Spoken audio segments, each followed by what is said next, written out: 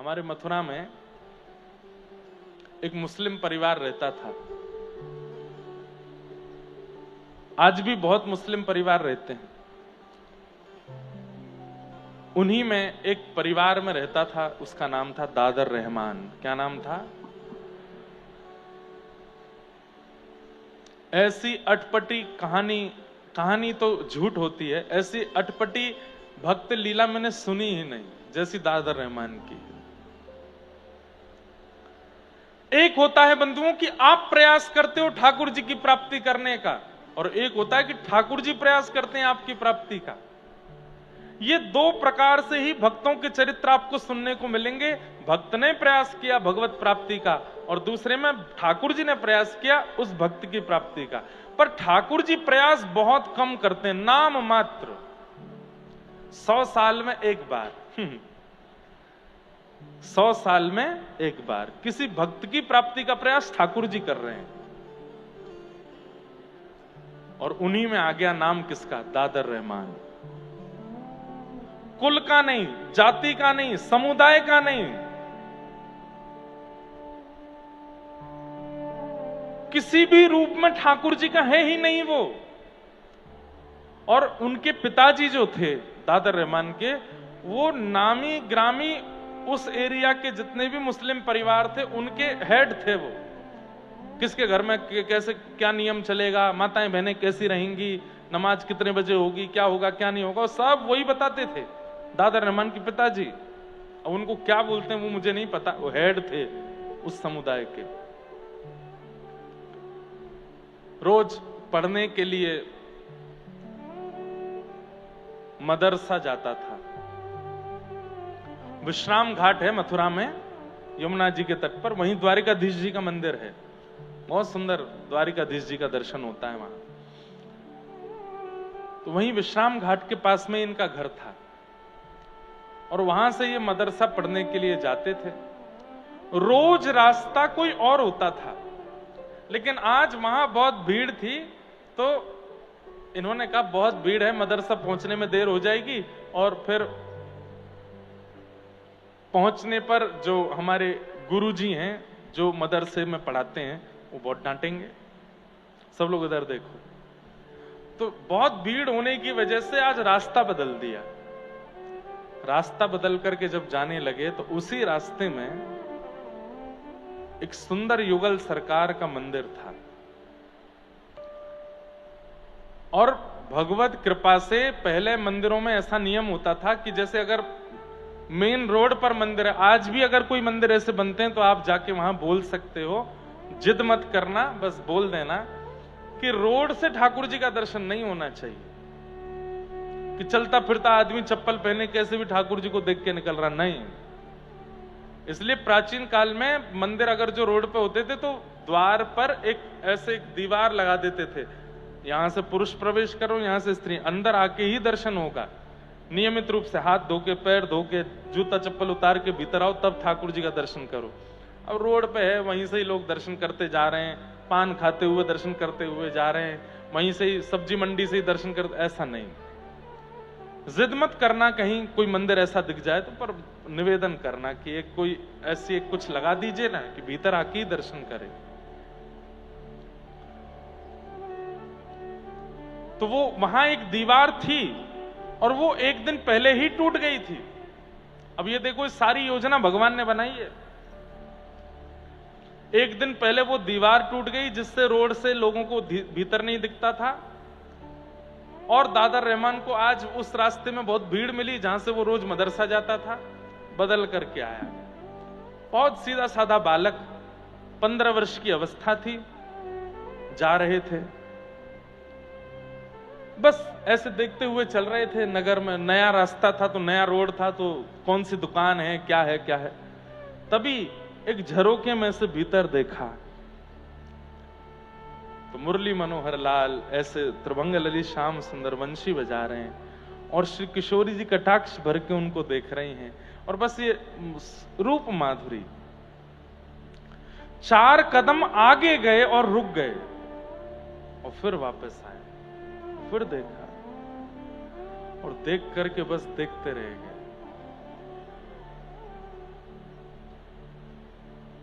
अपने तन की स्थिति पर खुद, उनको नाम भी नहीं पता है ये कौन है।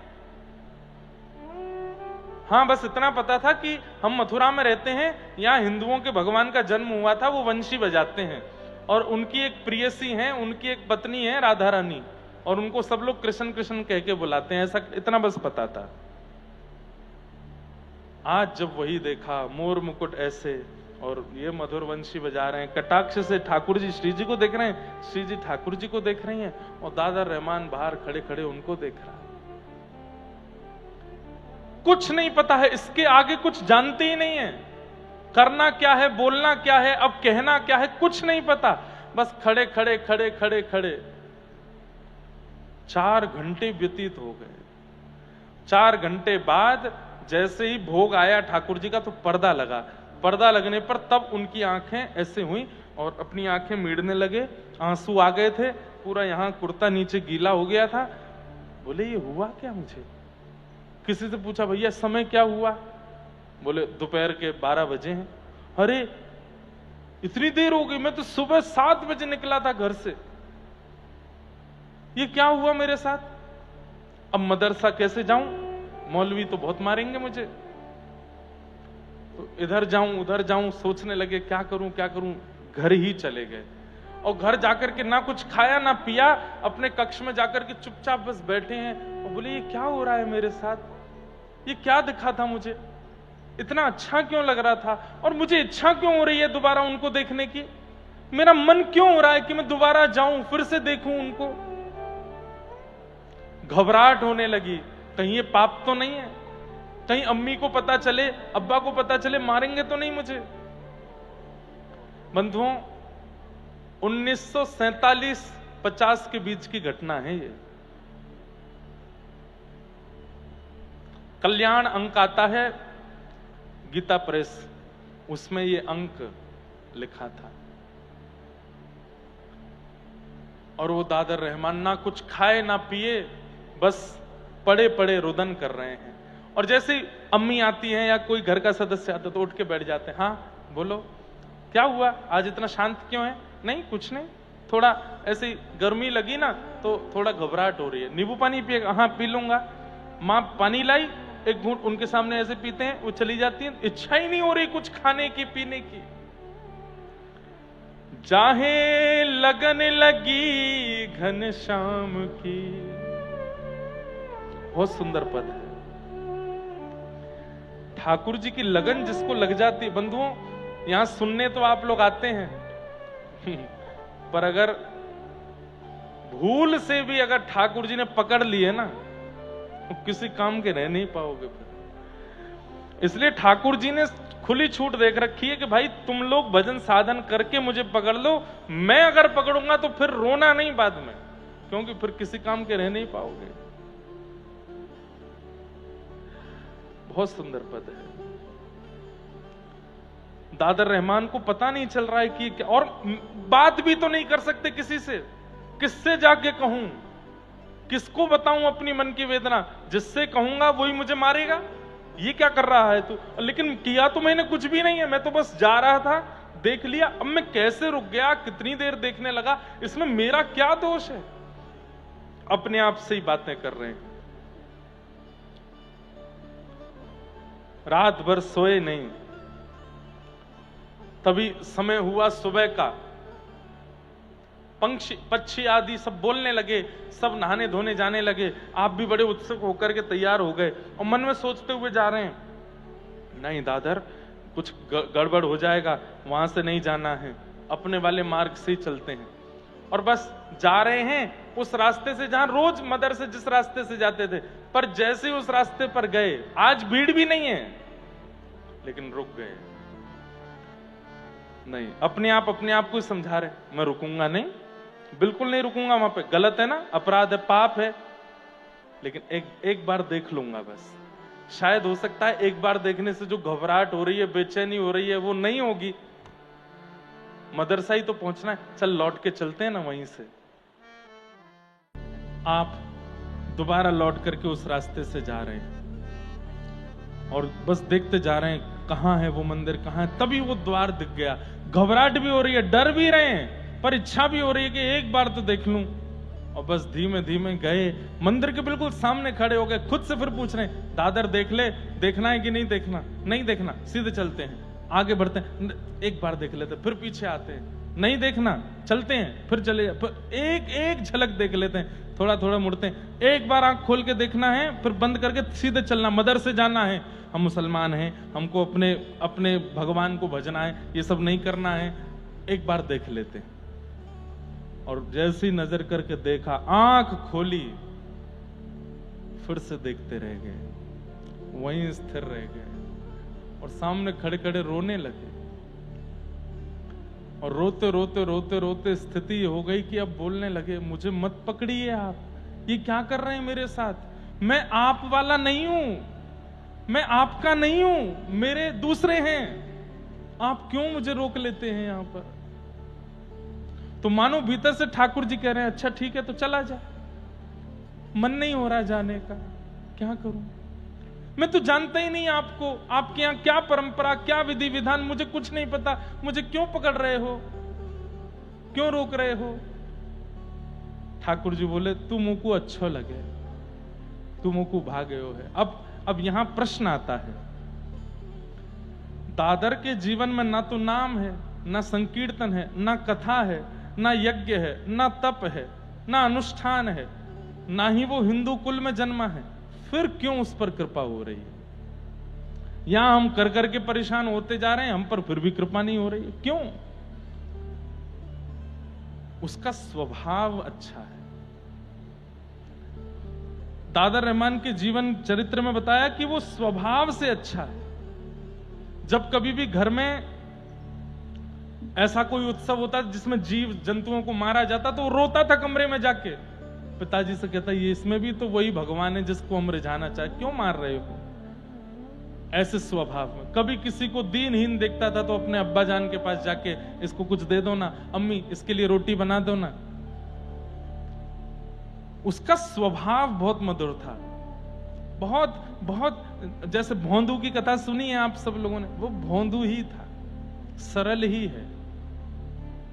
क्या समझ में आई बात? कई बार साधन भगवत प्राप्ति नहीं कराता, स्वभाव भगवत प्राप्ति कराता है।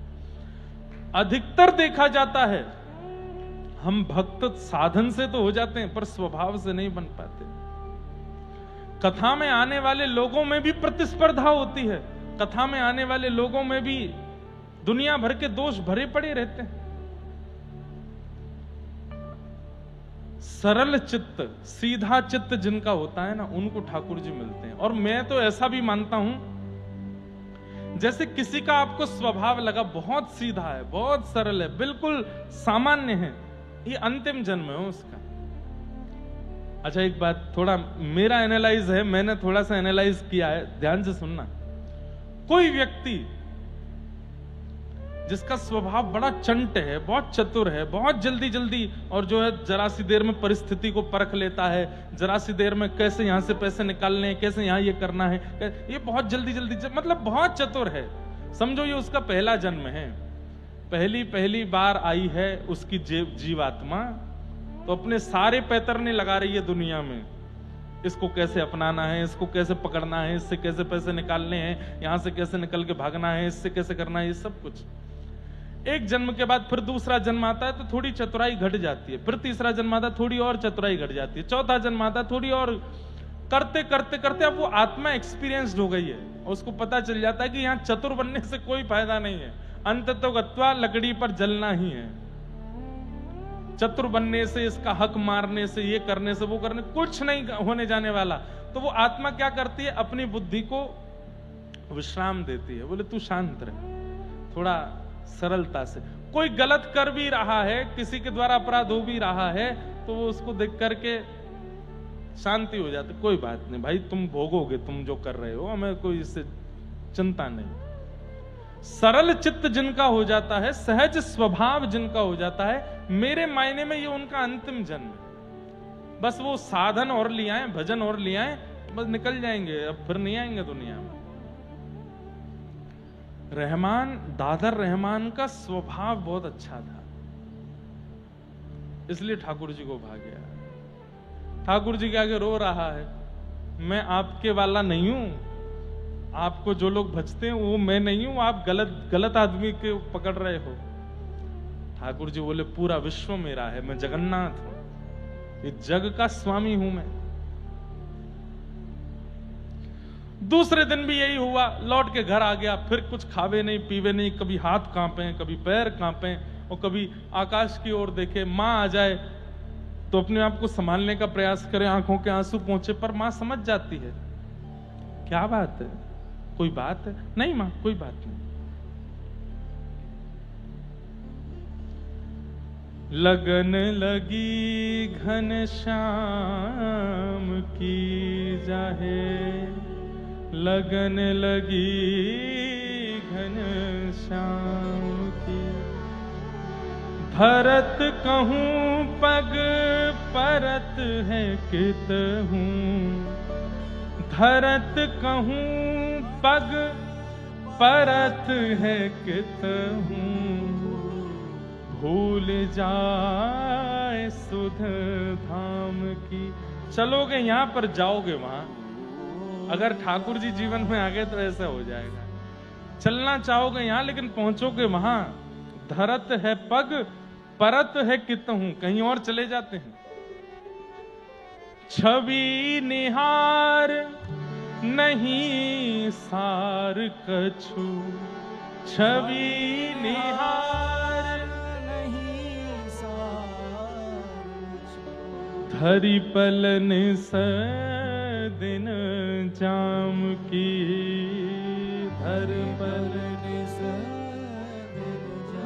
अभी आप दर्शन करते हैं तो कहीं ना कहीं ये बात सब लोग अनुभव करते हैं। अभी आप ठाकुर जी का दर्शन करते हैं तो आपको ऐसा लगता है आपके पाप घट रहे हैं, आपके पुण्य बढ़ रहे हैं। और देख लूं, और देख लूं, और देख लूं, थोड़ा और देख लूं, इनको मेरे दुख दर्द समझ में आ जाएंगे। लेकिन जब ठाकुर जी से प्रीति हो जाएगी तो आप केवल देखोगे, कुछ होगा नहीं। मेरे पुण्य बढ़ रहे हैं, पाप घट रहे हैं, ये सारी भावना कुछ नहीं, बस देखने का मन होगा, पलक झपकना भूल जाओगे।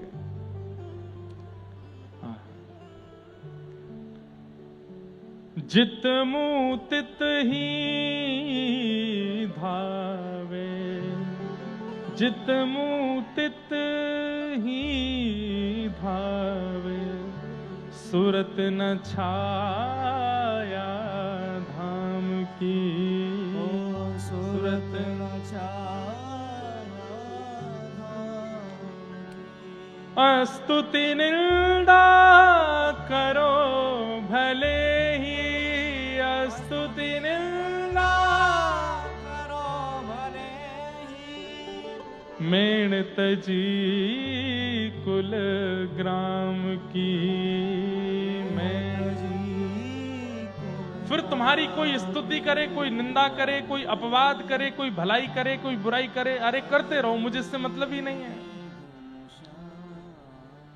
नारायण बौरी भई डोले, नारायण बौरी भई डोले, नारायण बौरी भई डोले, नारायण बौरी भई डोले। बौरी मतलब बावड़ी, रही न काहू काम की, रही न काहू काम की, लगन लगी घनश्याम की जाहे, लगन लगी घनश्याम की,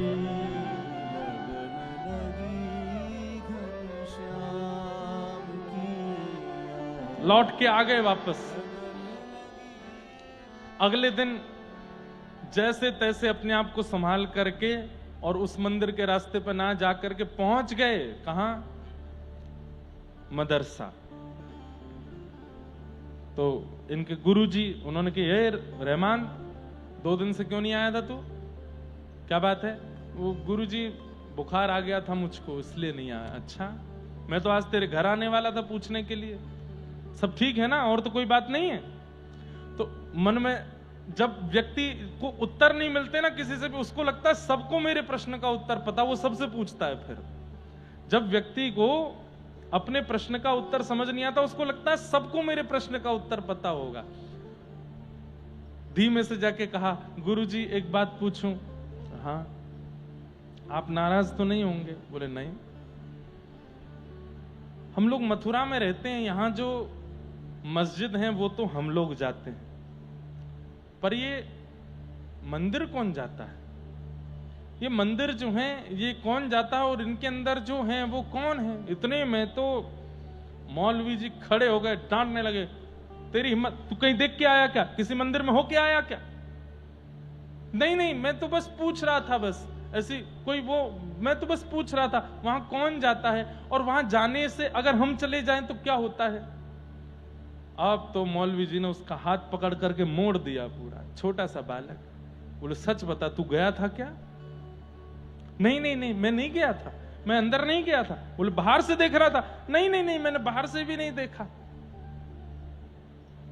बताया, बोले कि वो ऐसा होता है, वहां जाने से जहन्नुम में जाना पड़ता है, ये होता है वो होता है, और दोबारा वो पढ़ना पड़ता है, और फिर जाके मंदिर में ये, अपने मस्जिद में ये करना पड़ता, तब दोबारा तुम मुसलमान बनोगे, नहीं तो तुम मुसलमान नहीं होगे। बहुत कुछ समझाया।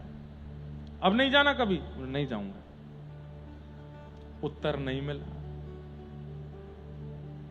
प्रेम ऐसा ही है बंधुओं, दुनिया समझा दे, मारे पीटे फटकारे, फिर भी समझ नहीं आता, और वो भी ठाकुर जी से हो जाए। और इसको तो हुआ ही नहीं था, ठाकुर जी को हो गया है रहमान से। घर गया, घर में जाके बैठा बैठा रो रहा था एकांत में। इतने में ही मां आ गई, और मां ने आकर के बोला, रहमान क्या बात है, 2 दिन से तू मुझे ठीक नहीं लग रहा है, कोई और तू रो क्यों रहा है? तेरी आंखें इतनी, किसी ने कहा कुछ? मौलवी साहब ने मारा? वहां कुछ हुआ था क्या? नहीं नहीं मां, कुछ नहीं। हृदय से लगा लिया। और प्रेमी को बस हृदय से लगा ले, कोई थोड़ा पुचकार दे तो वो उसके सारे भेद खोल लो उसके। रोने लगा, हिचकियां ले करके बोला, मां, अम्मी। बोला हाँ।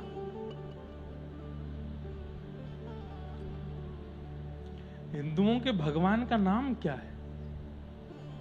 उसको बोलते क्या है? इतने में तो मां ने भी देखा, ये तू क्यों पूछ रहा है? क्यों पूछ रहा है? क्या बात है? नहीं मां, कोई बात नहीं, बस ऐसे पूछ रहा था। क्या बात है, सही से बता।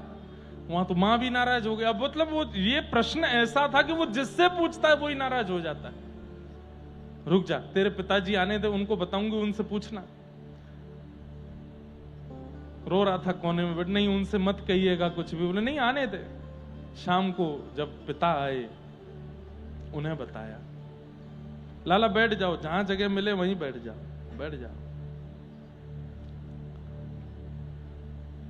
शाम को, अब वो तो दादर रहमान के पिताजी तो पूरे मुखिया थे, तो कट्टर अपने समुदाय के हेड थे। उनको जब मां ने बताया, बोले कि रहमान आज ऐसा ऐसा पूछ रहा था, उन्होंने तो कुछ पूछा ना, बस सीधे गए और सीधे जाके बोले, तूने ऐसा प्रश्न क्यों किया? बोले पिताजी बस ऐसी जानकारी के लिए। बोले जानकारी? उन्होंने 5 प्रश्न अपने समुदाय के पूछे, इसके बारे में बता, इसके बारे में बता, ये बता दे मुझे, वहां क्या लिखा है वो बता दे। वो नहीं बता। बोले अपने समुदाय का कुछ नहीं पता है तुझे, और उनके यहां का ये पूछ रहा है तू?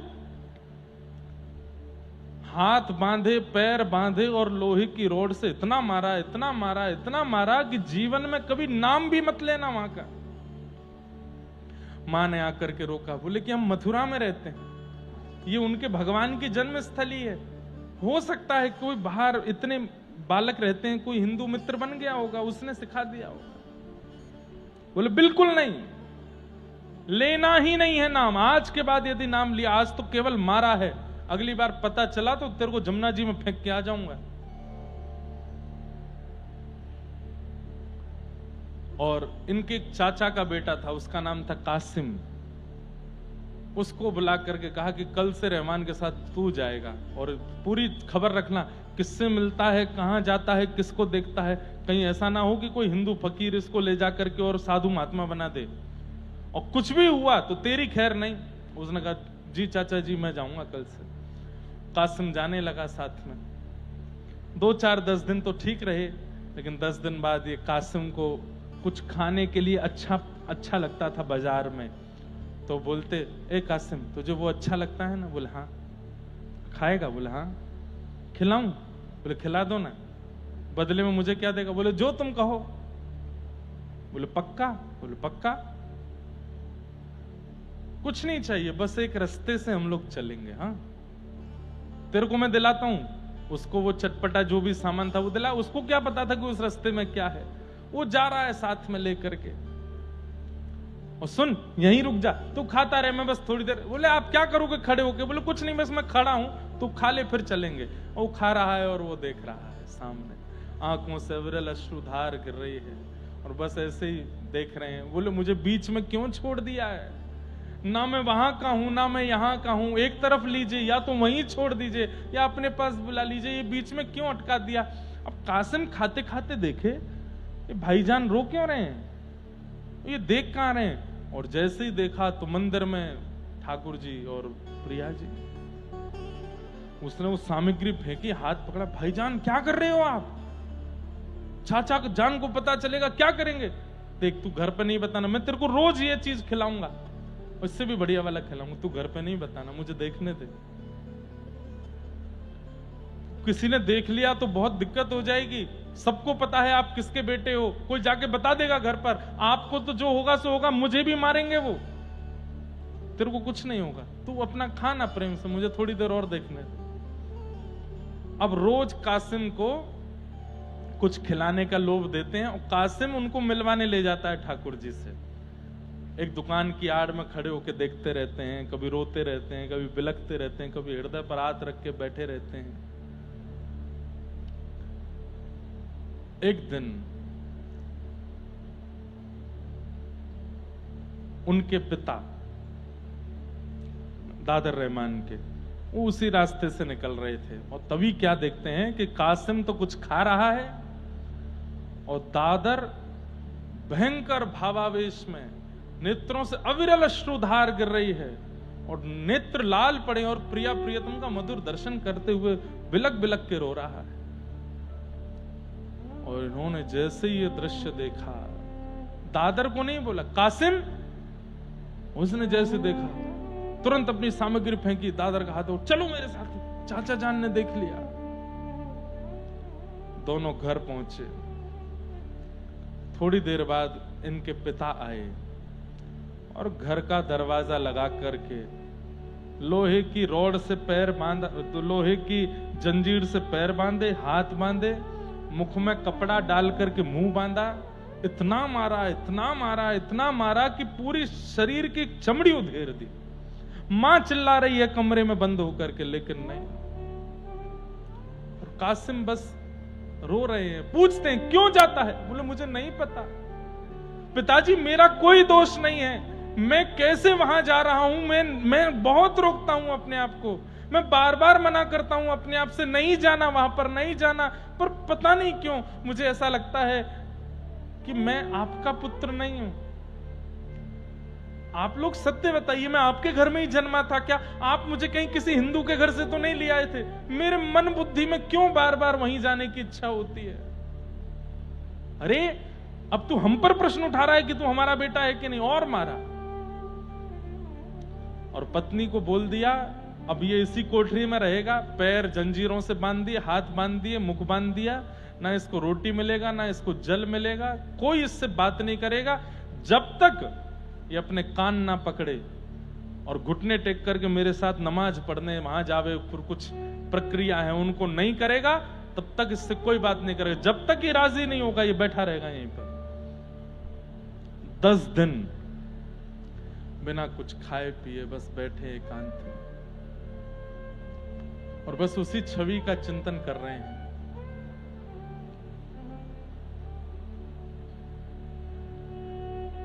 एक दिन 2 दिन तो छुपाव रहा, तीसरे चौथे दिन से ऐसी स्थिति कि इनकी अम्मी आकर के द्वार पर बोलती है, बेटा कुछ खाएगा? नहीं। कुछ पिएगा? नहीं। तेरे को भूख नहीं लगी? बोले ना। क्या है? क्या क्या चाहिए, कुछ तो बता। बोले कृष्ण और राधा रानी चाहिए, उनको लाके दे दो। मत बोला कर, तेरे अब्बा जान सुनेंगे, बहुत मारेंगे तुझे। मत बोला कर, तेरे हाथ जोड़ती हूं, तेरे पैर पूछती हूं, मत बोला कर उनका नाम। बैठे रहते 4-5 दिन और निकल गए, फिर पूछती है बेटा कुछ खाएगा, तेरे लिए रोटी लाऊं, देख मैं नीचे से रोटी दे दी है, तू खा ले, थोड़े दाल चावल खा ले, कुछ पानी तो पी ले। केवल राधा कृष्ण चाहिए, अब तो उन्हीं की भूख है, उन्हीं की प्यास है, उनसे ही मिलना है मां, और कुछ नहीं। 10वां दिन हुआ, इतने विरह आतुर हो गए, प्रेम पुलकित होकर के रात भर रोते रहे ठाकुर जी के स्मरण में। और बंधुओं, 11वें दिन के प्रारंभ में जैसे ही पिता ने आकर के उस कोठरी में देखा, हथकड़ियां रखी हैं, बेड़ियां रखी हैं, ताला लगा है, लेकिन दादर रहमान वहां नहीं है। ये आश्चर्य था।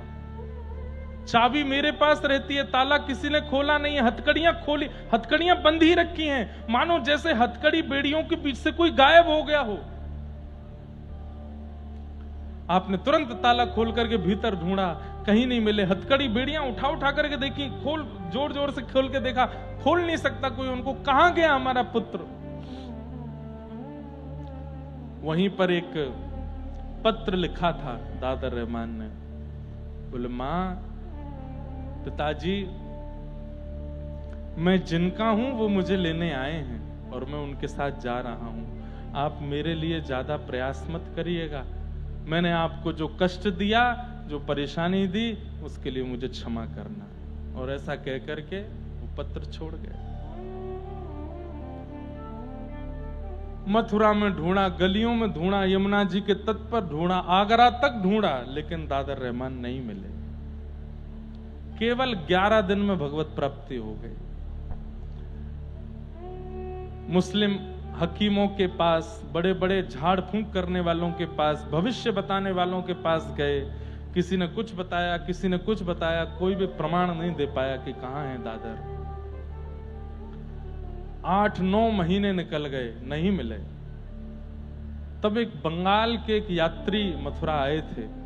उन यात्रियों में एक बहुत बड़े ज्योतिषाचार्य थे।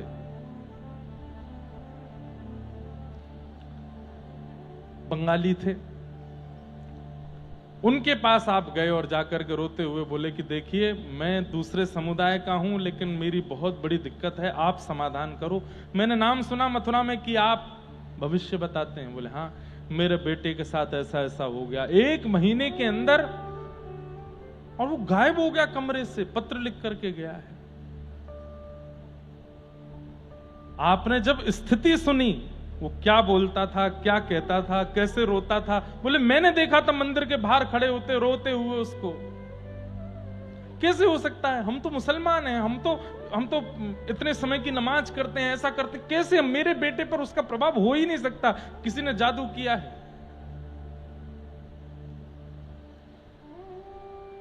वो जो बंगाल के ज्योतिषी आए थे, संभवतः उनका नाम प्रमोद चट्टोपाध्याय।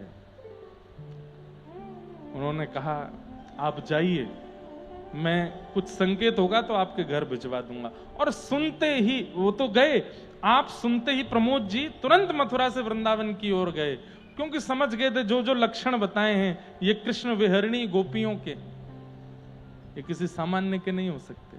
और आपने वृंदावन में भ्रमण करते करते जब केसी घाट के पास जाकर के दूर देखा तो यमुना के पल्ली पार कुछ वृक्ष हैं और उन वृक्षों के बीच में कुछ चमक रहा है। यमुना जी पार करके जब आप वहां गए तो 2 वृक्षों के बीच में एक अनंत समाधि लगाए व्रजरज तन पर लपेटे हुए दादर रहमान बैठे थे। एक कॉपीन पहन रखी है बस, और युगल नाम महामंत्र जप रहे हैं। आपने उनका जब दर्शन किया, कुछ कहना चाहा, लेकिन उन्होंने कोई प्रत्युत्तर नहीं दिया।